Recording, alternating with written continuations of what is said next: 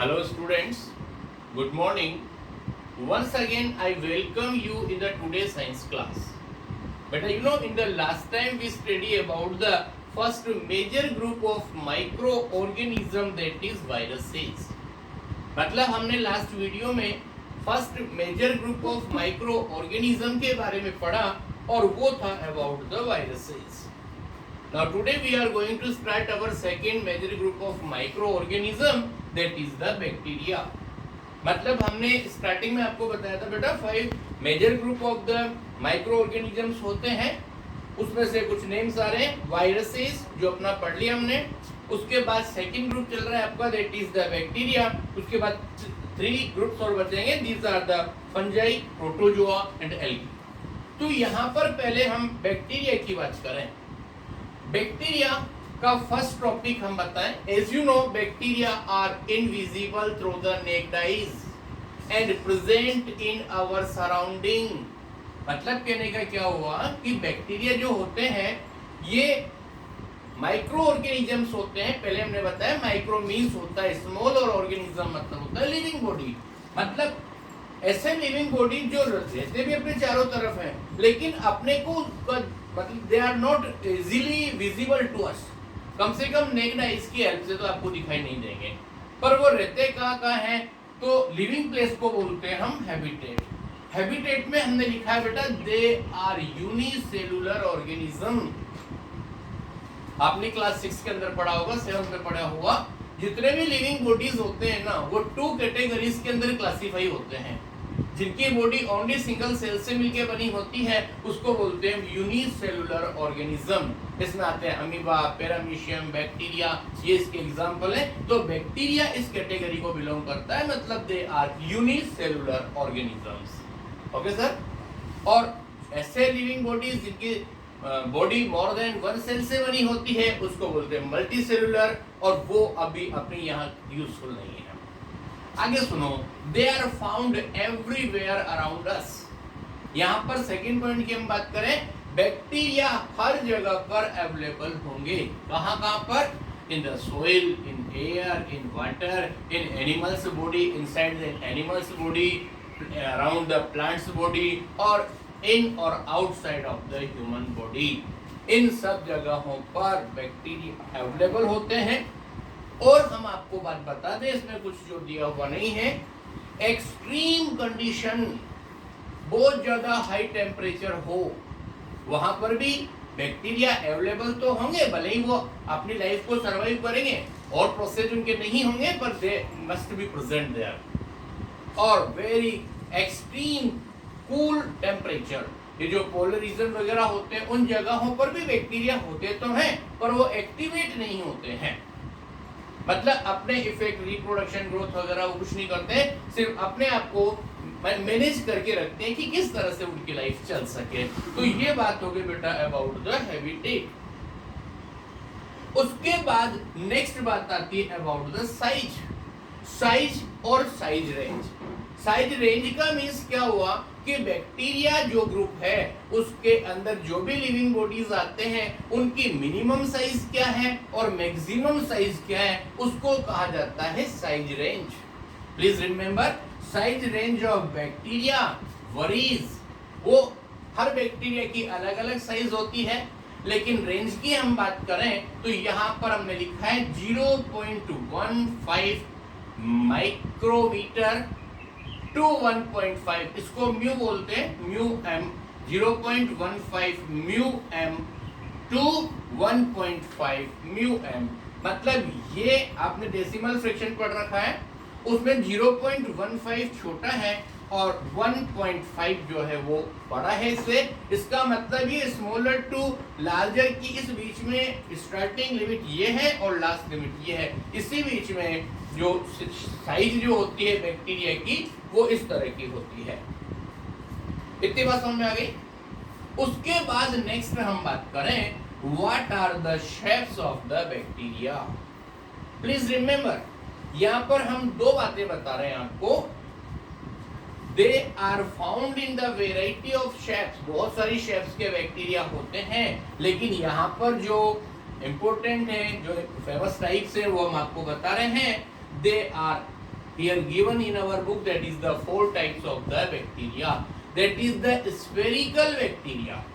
Spherical form का मतलब होता है, you know about the sphere, एक कोई भी solid ball वगैरह जो होती है उसकी स्ट्रक्चर को हम क्या बोलते हैं, sphere, ball of the sphere. Maths वगैरह में पढ़ा होगा आपने, वॉल्यूम एरिया वगैरह में। तो ये स्फीयर की शेप जो होती है तो उसको ऐसे जो होंगे वो कोकी फॉर्म ऑफ बैक्टीरिया होते हैं। इतनी बात समझ में आ गई। नेक्स्ट नंबर होता है road shaped bacteria.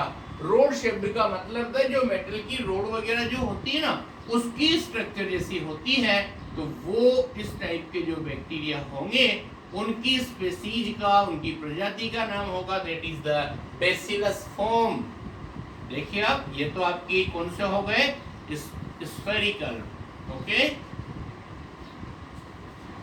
This is spherical, that is the rod shaped. और नेक्स्ट नंबर आ रहा है बेटा स्पाइरल फॉर्म्ड, मतलब स्प्रिंग जैसी स्ट्रक्चर मान के चले आप, राउंड राउंड राउंड इस तरह की जो होती है, और ये इसको बोलते हैं स्पाइरल बाइंडिंग नहीं आती कि आपकी उस तरह की जो स्ट्रक्चर होती है, आपके पास बहुत से रजिस्टर्स नोटबुक्स वगैरह होती हैं जिनमें इस तरह की राउंड राउंड राउंड स्प्रिंग लगी होती है, तो ये स्पाइरल शेप्ड बैक्टीरिया होते हैं। और उसमें जो स्पीसीज मिलती है दैट इज द स्प्रिलियम।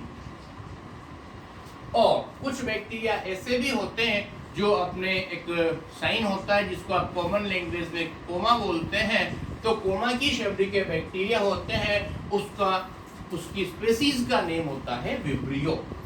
आपने एक नेम सुना होगा डिजीज का, कोलेरा। कोलेरा जो डिजीज होती है वो बैक्टीरिया की वजह से होती है, और उसके जो बैक्टीरिया होते हैं उनको बोलते हैं विब्रियो कोलेरा। उनकी वजह से कोलेरा डिजीज डेवलप होती है इन द ह्यूमन बीइंग। हाँ भाई, इतनी बात समझ में आ गई। उसके बाद हम नेक्स्ट टॉपिक पर बात कर रहे हैं, that is about the structure of bacteria. यहाँ पर ध्यान से देखना, इसको रिमूव कर रहा हूँ, ये देख लीजिए, दोबारा रिव्यू कर रहा हूँ मैं एक मिनट। फर्स्ट नंबर बैक्टीरिया के बारे में पढ़ा, second major group of microorganism है, उसमें हैबिटेट की बात करें, they are unicellular, found everywhere such as soil, air, water, animal, plants and human being. Size range आपको पता लगी 0.15 म्यूएम टू 1.5 म्यूएम, और शेप आपको पता लगे, स्फेरिकल फॉर्म में कॉक्सीबैक्टीरिया मिलेंगे, रोड शेप्ड में बैसिलस, स्पाइरल शेप्ड में स्पिरिलियम, और कोमा शेप्ड में मिलेंगे आपको विब्रियो बैक्टीरिया। अब उसके बाद अपने पास में नेक्स्ट टॉपिक आ रहा है that is the structure. Bacteria की स्ट्रक्चर किस तरह की होती है, ध्यान से देखिए। यहाँ पर फर्स्ट नंबर बात कर रहे हैं हम स्ट्रक्चर। स्ट्रक्चर का मीन्स क्या होता है, देखिए, bacteria are unicellular organism and they have prokaryotic cell. Means what we can say, इसमें हम लिखेंगे they have prokaryotic structure. That means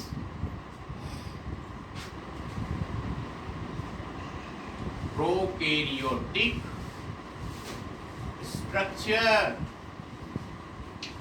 अब मैं आपको बताता हूं प्रोकैरियोटिक मीन्स क्या होता है। अपन इसी 8th क्लास के अंदर एक चैप्टर पढ़ेंगे स्ट्रक्चर ऑफ द सेल, तो उसकी छोटी सी बात मैं अभी यहाँ पर बता रहा हूँ। मतलब 2 टाइप ऑफ सेल होती है। ये एक सेल तो ऐसी होती है जिसमें बाहर की तरफ एक मेम्ब्रेन होती है, उसको आप प्लाज्मा मेम्ब्रेन बोलते हैं।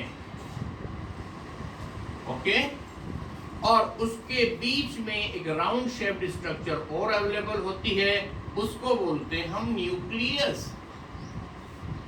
इतनी बात समझ में आ गई। तो होता क्या है कि यहाँ पर जो प्लाज्मा मेम्ब्रेन है वहां पर लिक्विड और सारी स्ट्रक्चर्स होते हैं, और इसके अंदर ये न्यूक्लियस होता है। न्यूक्लियस में भी बहुत सारी स्ट्रक्चर अवेलेबल होती है। क्या होती है वो हम आपको उस लेसन में बताएंगे।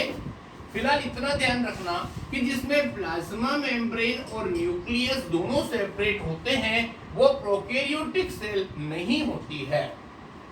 मतलब ये ऐसी जो स्ट्रक्चर है ना, ये बैक्टीरिया में नहीं मिलेगी। उसमें क्या होता है, ये तो इसको बोलते हैं यूकैरियोटिक सेल्स। यूकैरियोटिक सेल्स हो गई। लेकिन प्रोकैरियोटिक सेल में क्या होगा, एक प्लाज्मा मेम्ब्रेन और उसके अंदर ये बाहर की स्ट्रक्चर होंगी और उसमें अंदर की तरफ जो न्यूक्लियर मटेरियल है वो ऐसे ओपनली बिखरा पड़ा हुआ आपको मिलेगा। ये तो इसको बोलते हैं हम, दिस इज प्लाज्मा मेम्ब्रेन।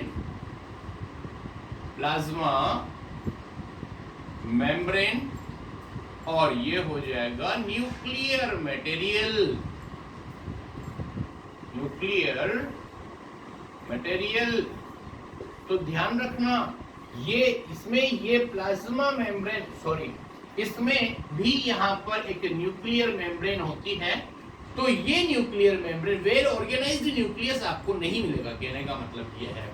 और इसको हम क्या बोलेंगे, प्रोकैरियोटिक सेल्स।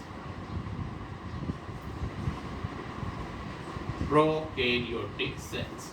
तो इस तरह का जो स्ट्रक्चर होता है वो इसके अंदर होता है इन द बैक्टीरिया। एक लास्ट बात और बता रहा हूं बेटा, इसके स्ट्रक्चर के बाद नेक्स्ट टॉपिक होता है locomotion.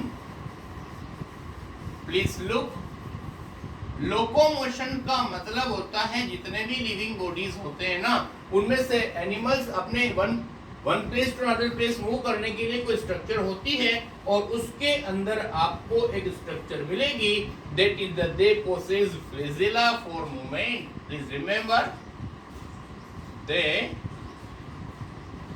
Possess flagella, that is flagella for the movement,